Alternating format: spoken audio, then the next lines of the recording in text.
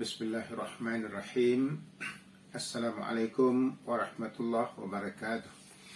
Alhamdulillahirabbil alamin wal aqibatu lil muttaqin wassalatu wassalamu ala asyrafil anbiya'i wal mursalin.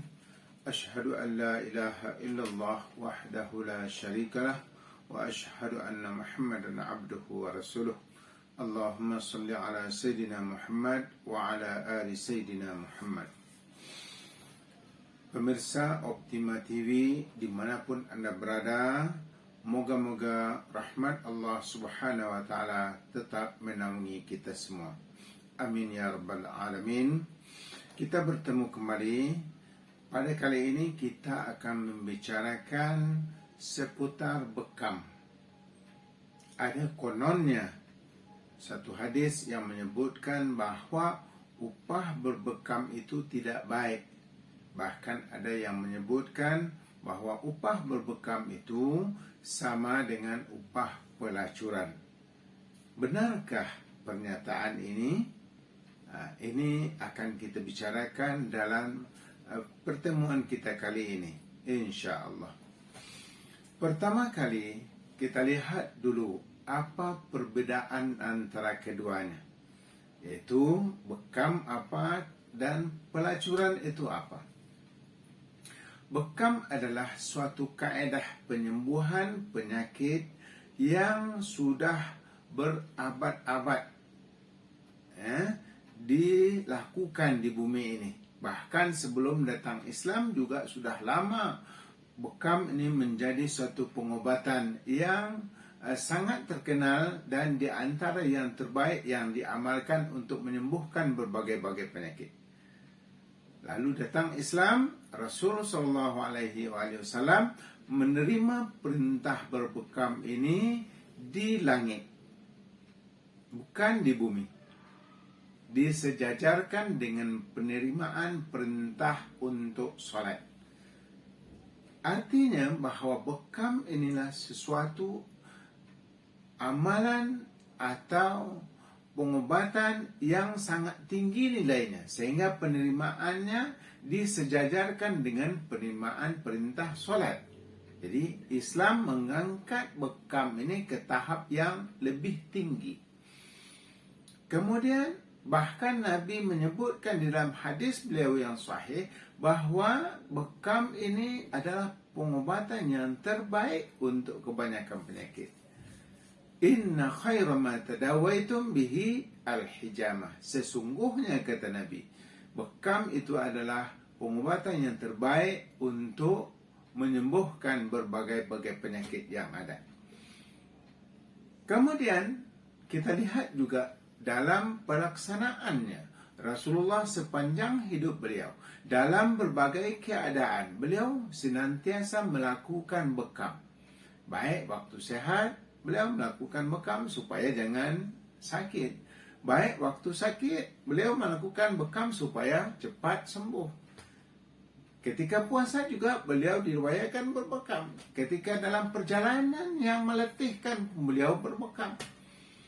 Ketika melakukan haji, beliau juga diriwayatkan melakukan bekam. Ini satu perjalanan yang sangat-sangat meletihkan juga. Ketika ihram dalam haji dan umrah, dalam keadaan berpakaian-pakaian ihram, beliau juga mengamalkan berbekam. Artinya bahawa bekam ini adalah amalan Rasulullah dan sunnah beliau dalam penyembuhan penyakit-penyakit. Lalu sahabat-sahabat beliau juga melakukan bekam. Rasulullah juga ketika berbekam memberikan upah kepada orang yang membekam beliau. Artinya pekerjaan ini pekerjaan yang sudah pasti baik. Tujuannya pula ialah untuk menyembuhkan berbagai-bagai penyakit, untuk menghilangkan kekecewaan, keputusasaan bagi orang yang sudah tidak ada harapan lagi untuk sembuh. Ini bekam diamalkan oleh Nabi kita sendiri, Rasul SAW. Beliau mengamalkan bekam ini dalam berbagai keadaan. artinya bahawa bekam ini sudah pasti baik. Dan kemudian juga orang-orang yang mengamalkan bekam itu banyak cerita-cerita positif yang baik, yang sembuh dari penyakit-penyakit mereka. Dan juga kajian-kajian yang dilakukan terhadap bekam semuanya mengiyakan hadis Rasulullah SAW, menyebutkan bahawa betul bekam ini adalah pengobatan yang menyembuhkan. Lalu kita lihat pula apa itu pelacuran atau perzinaan. Pelacuran ialah sesuatu yang mengaburkan, yang menghitamkan sejarah kemanusiaan, yang menghilangkan hubungan antara keturunan ayah dan anak. Anak banyak lahir tanpa tahu siapa ayahnya. Yang sudah pasti masa depan mereka, pendidikan mereka, dan juga kasih sayang dari keluarga dan orang tuanya sudah pasti berantakan dan tidak ada. Lalu akan menghasilkan generasi-generasi penerus umat manusia yang jauh daripada berbuat baik, yang jauh daripada kebaikan, yang merosakkan kehidupan itu sendiri. Lalu kemudian bagaimana Al-Quran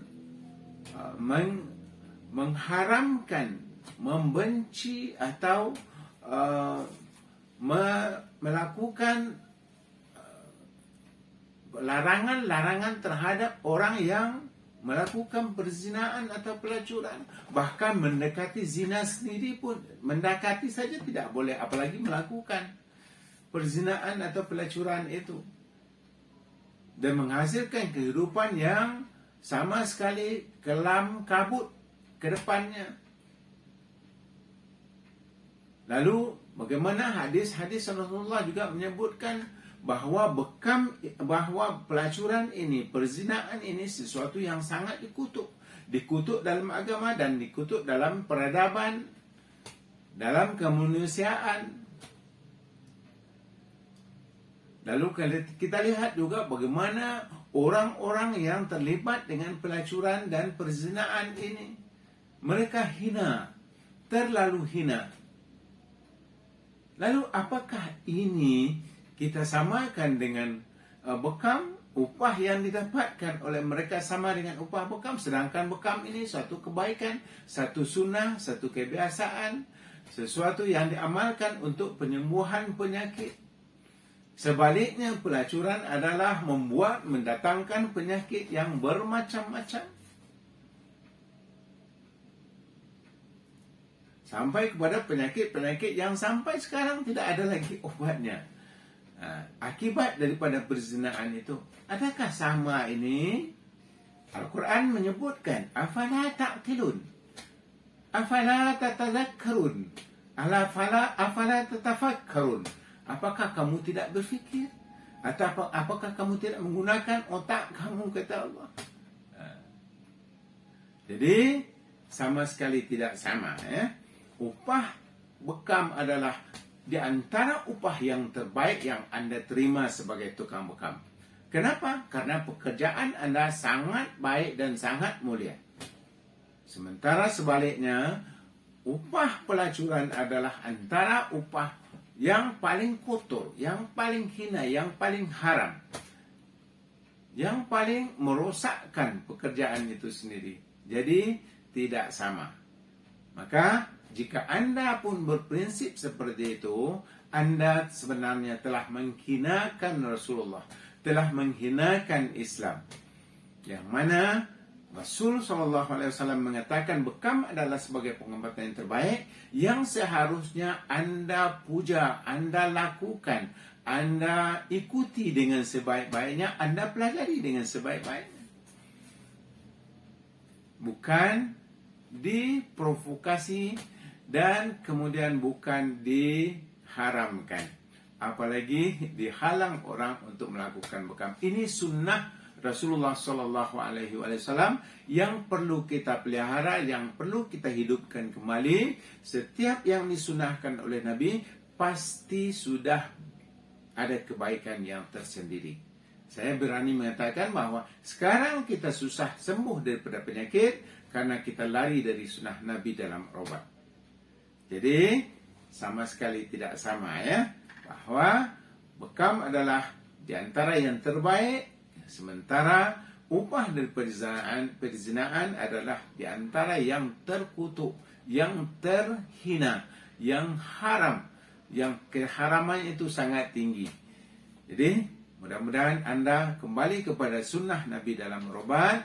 Allah Subhanahu wa taala menyebutkan, ya ayyuhalladzina amanu udkhulu fis-silmi kaffah. Wahai orang-orang yang beriman, masuklah kamu ke dalam Islam itu secara keseluruhannya. Termasuk berobatlah dengan cara yang disunahkan oleh Nabi. Semoga anda sehat dan diberikan ganjaran oleh Allah Subhanahu wa taala yang berlipat ganda. Mudah-mudahan bermanfaat. Assalamualaikum warahmatullahi wabarakatuh.